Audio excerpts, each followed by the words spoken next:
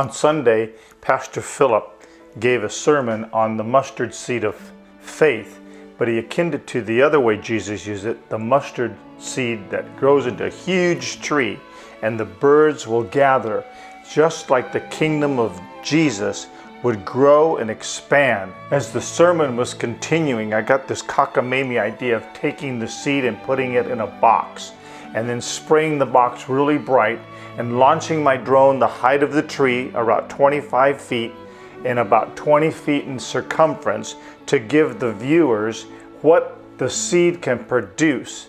Such a large thing like the kingdom of God.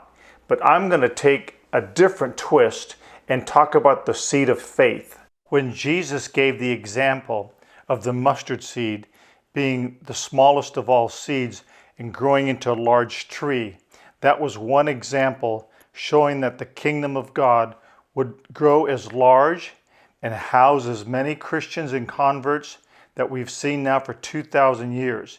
He was, spiritually speaking, projecting into the future. One other way that he used the seed is the way that I like for this particular dome bear pots, and that's the mustard seed of faith. And I want to tell you about this armor. When I first started my ministry, I was poor as dirt. We lived by faith. We didn't ask for support.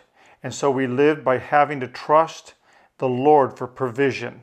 Well, because my ministry is so costume orientated and prop orientated, there was a great expense. And I wanted a set of armor because I wanted to do Ephesians chapter 6, putting on the whole armor of God. But I didn't want to get the Roman armor. Everybody does the Roman armor. So leave it to Little Bear to do something wild and crazy. I wanted jousting armor. But to do that was expensive. So I looked it up, found it, did some research. It's from Toledo, Spain, and it's approximately in the States with import duty about $2,000. So you might as well have asked for the moon. There was no way that I could afford armor. But by faith, I began to pray. And faith requires action. Faith is the substance of things hoped for, the evidence of things not seen, Hebrews chapter 11. So I began to build a substance, saving little side money in a can, little at a time, little at a time.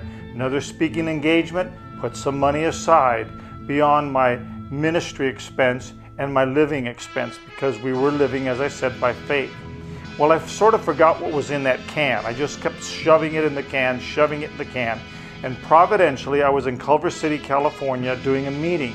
After the meeting, a Foursquare church on Sunday morning, somebody introduced me to a man that was an airline host or steward, I don't know what you call him, but he goes on all the airlines and goes from place to place and makes sure that everything is running in order.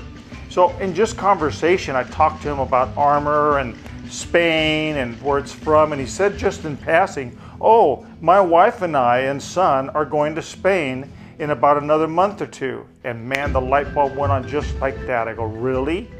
Would you go to Spain, and when you go, are you going to Toledo? He said, yes, that's going to be one of our stops.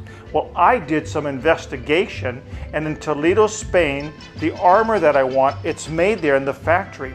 And I figured if we could get a factory price with overseas discount with no import duty, I could maybe get it for a lot less. He said, well, I'll bring it back to you. I go, no way. So this total stranger, I went back to our home in Portland from Culver City, California, looked in the can, gathered all the money up, and it was like $795. And I was so excited that I, by faith, wrote him a check for $795, put his name on it, this total stranger, trusting by faith that he would make good his promise. And sure enough, he went, to make the story shorter, he came back months later, and there he called me from Culver City, and he says, I have your armor in my living room. I go, you're joking. He goes, no way. He says, you won't believe this story. He said, what happened was, I went to Spain, went to various places, and frankly, we didn't like Spain. And he gave me some reasons that I forgot. But he said, I went on a tour of Toledo, and I forgot about your armor. But the tour guide said, by the way, we have about another 30 minutes, and when we have extra time, we always go to an armor factory just because tourists seem to like the Toledo well-known swords and armor of all types and sizes. And he just like, yes, go to the factory. And he insisted on going to the factory, and all the tourists kind of looked at him like, are you crazy or something? Well, he went in. It was about 30 minutes before closing, and he had a picture of the armor that I knew I could afford. It was the low entry level, the one you see next to me, not the fancy carving and all the brass mixed in with the steel plate. It was just plain Jane model, or I should say plain Bill model. And so then he looked on the shelves, and he said all around this armor factory, on the top part was armor after armor, suit after suit, man after man, and all the different types. And then he said that he spotted the one that I had the picture of. So he said in kind of like he's from Europe.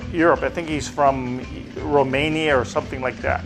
And he said in broken English with pidgin Spanish, yo quiero uno of those. And the man said in Spanish, oh no, ya no, eso no se puede hacer. Ya cerramos y no hay tiempo para desarmo. And he said, what?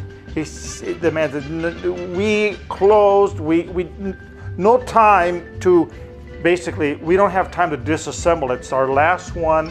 We don't have any in the back storeroom, and there's no way that we want to disassemble that. And this man was so persistent. He goes, I don't care what you said. I want that armor for an American evangelist in California where I met, and I'm going to send it to Oregon. That didn't mean a single thing to this Spaniard.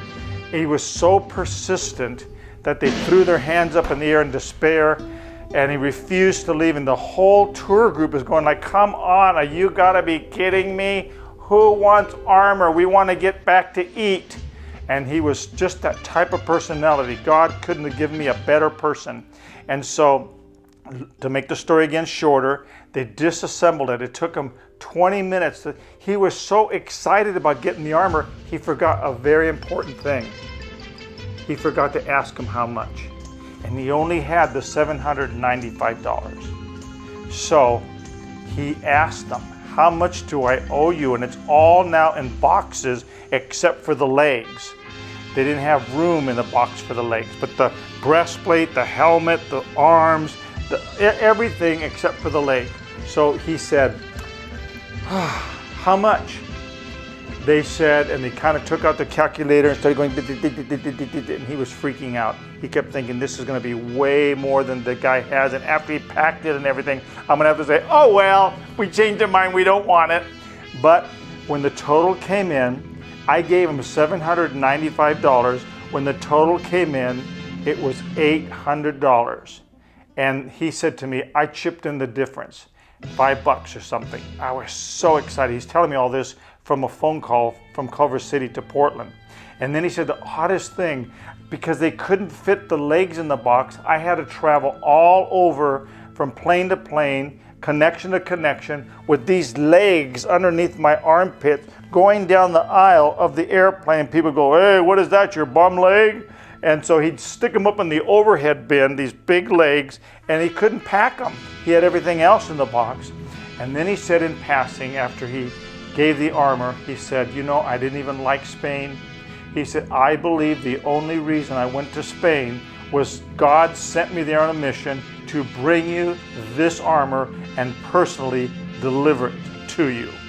That's the mustard seed of faith that I had, trusting God to the exact penny almost to get this armor in my hands, and I was able to use it for years and years throughout America with all kinds of ages to tell them about putting on the whole armor of God. I leave you with this word to pause and ponder.